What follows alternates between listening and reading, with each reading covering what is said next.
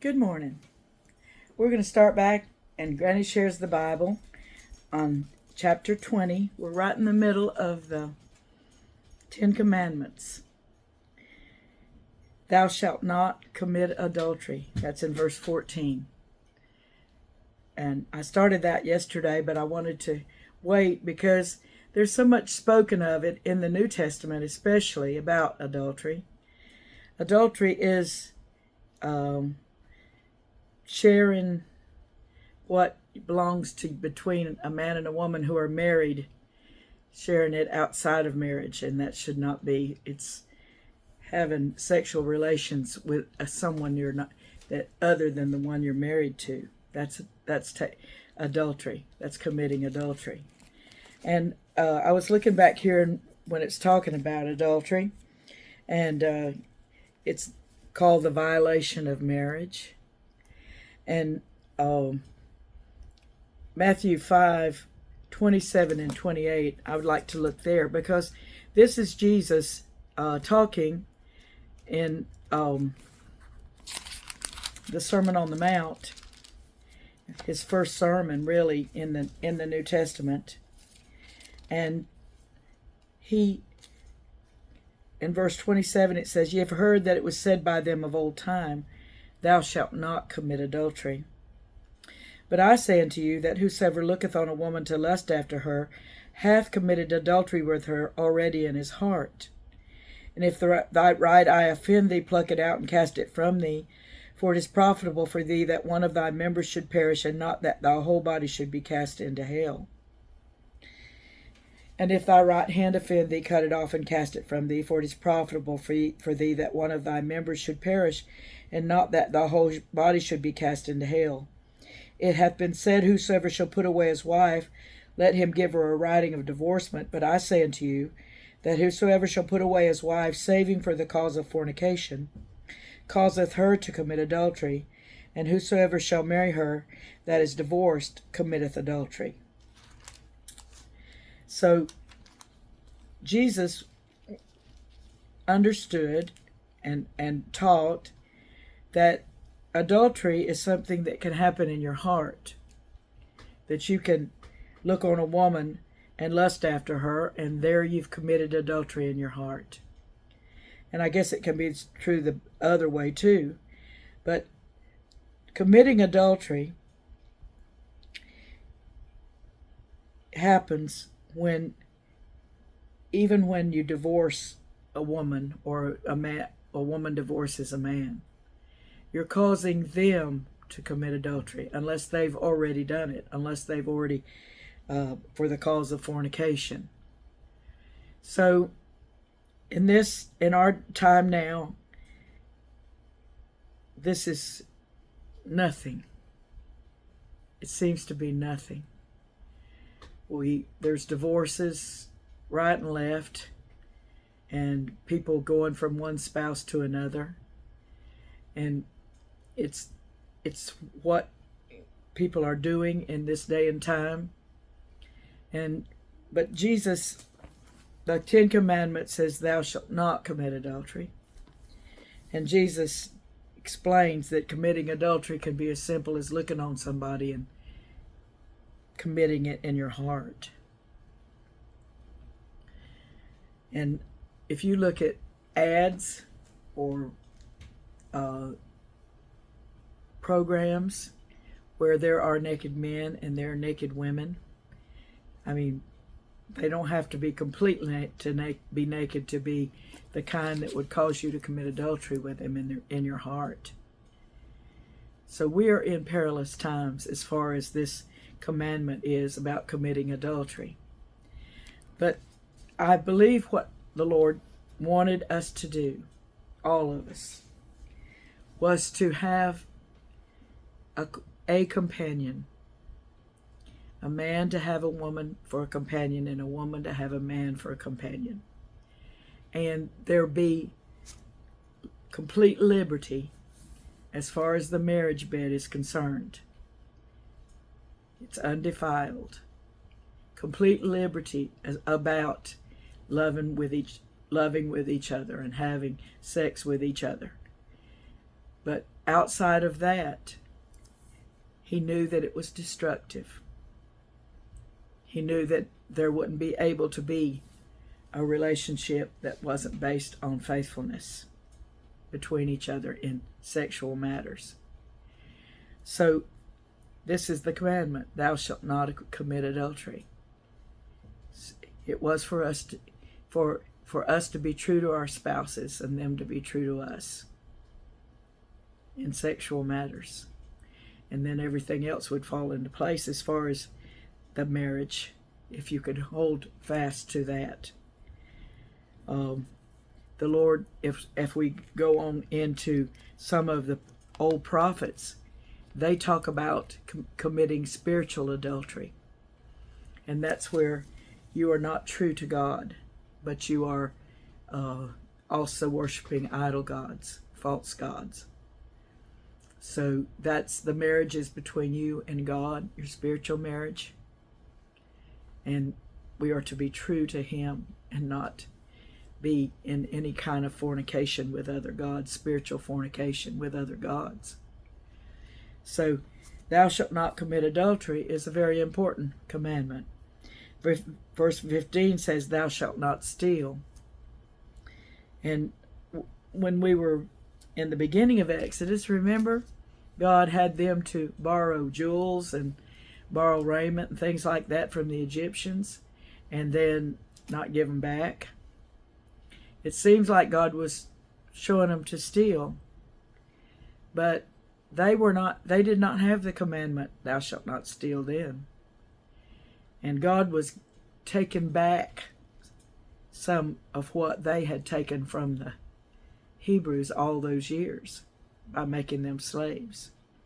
So it was a recompense for their slavery.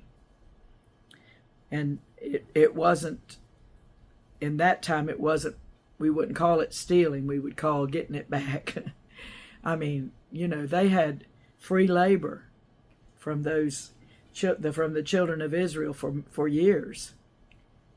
And then God had them to spoil the Egyptians by borrowing things and taking it with them.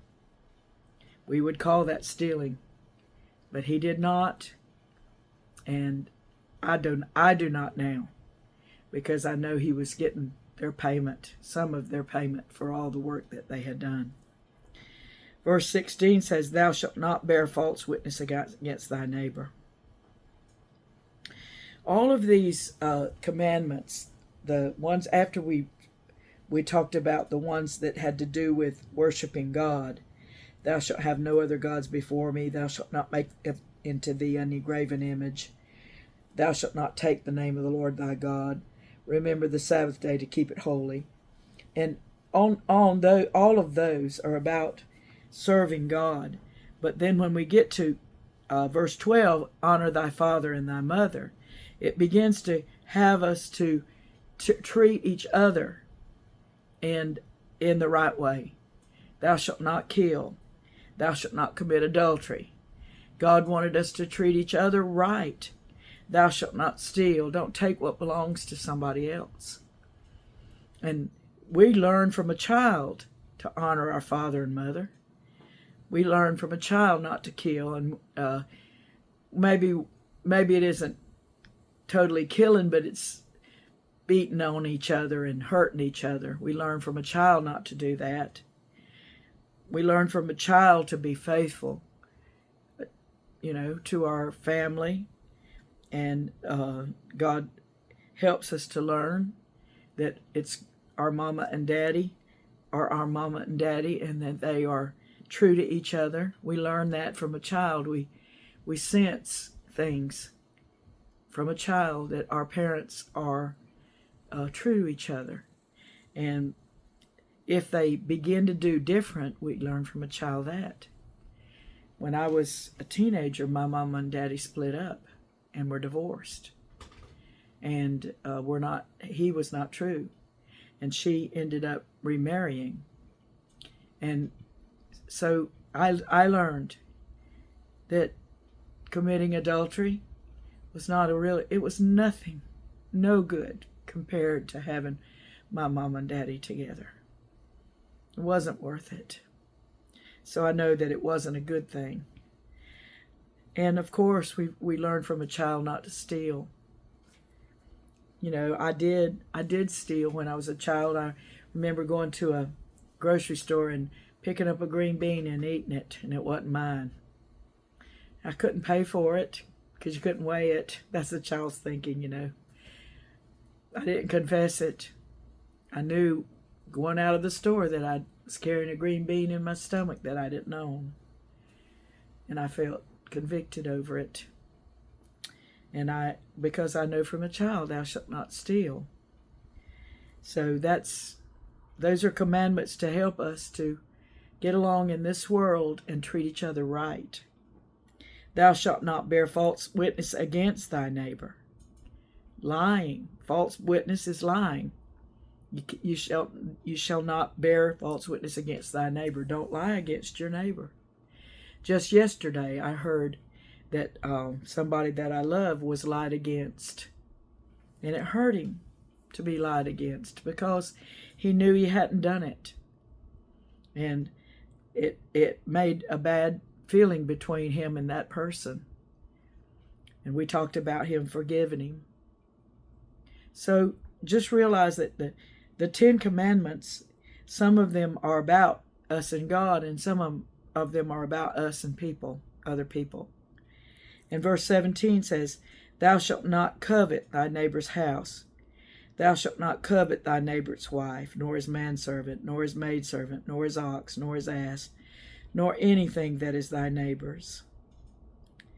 So coveting means to wish what they had, wish what they have is yours. I wish I had that instead of them. Instead of them having it, I wish I had it. Coveting. Don't covet your neighbor's house. Don't wish you had it or want it. Don't think of having it instead of them. Don't covet your neighbor's wife. You know, she's prettier than my wife. I wish I had her instead of mine. That is bad news. Nor his manservant. I wish I had a man I wish I could have him so he'd work for me. Nor his maidservant, nor his ox, nor his ass, nor anything that is thy neighbor's. You know, I have felt coveting. Excuse me. One time, one of the ladies in our church had a car. I thought it was the prettiest car I'd ever seen. I loved it. I didn't want her to have it. I wanted me to have it. I'm laughing, but it's not funny. I felt so bad. Because every time I saw that car, I thought, ooh, that's the prettiest car. And I coveted it. I know I did. I know what it feels like to covet. It's like you want something that belongs to somebody else. That's one of the commandments. Don't do that. So thou shalt not. Finally, that car got wrecked, and I'm glad it did. I'm not glad it did for her sake. It was nice that she had it. She got her another car. I don't think that car meant that much to her, but it meant that I was going to have trouble in my heart. And I didn't like that trouble. If you ever covet, you feel that trouble in your heart. You know it's wrong. That's what the 10 Commandments are. They are to help us feel right and wrong. If you don't know that you shouldn't steal, if nobody's ever taught you, you go pick something up of somebody else's, and I don't know how you feel because I've always been taught not to steal, but maybe it doesn't mean anything to you. I remember my uncle got Alzheimer's, and they say that when he was in a nursing home, and he would go in other people's room and he would take their things. He didn't know any better. In fact, I think he thought everything in that house was his, because that's the way he always had it. He and my aunt lived in a house, and everything in that house was his and hers. He could do anything he wanted to with anything in that house. So when he got the dementia, he didn't know the difference. And that's kind of the way it is when you don't know the difference because you haven't been taught. And the Ten Commandments are to help us to know the difference. Jesus, when that rich young ruler came to him and he said, "You know the commandments, keep them." And he said, "Which?" And the Lord named some of the commandments, but he didn't name the Sabbath day.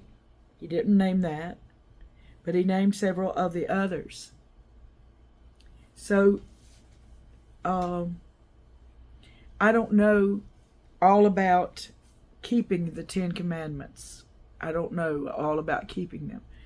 I do know that they were given to help us not to go down the wrong road.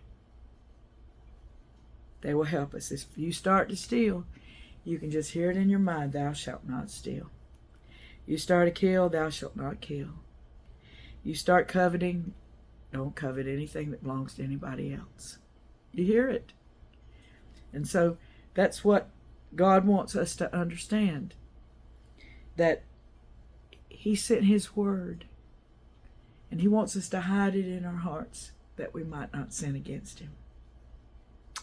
Okay, and we'll go and I will pick that up in verse 18 tomorrow, Lord willing. God bless you. And praise the Lord for the election and how it turned out, and how happy a lot of people are today, including me. God bless y'all.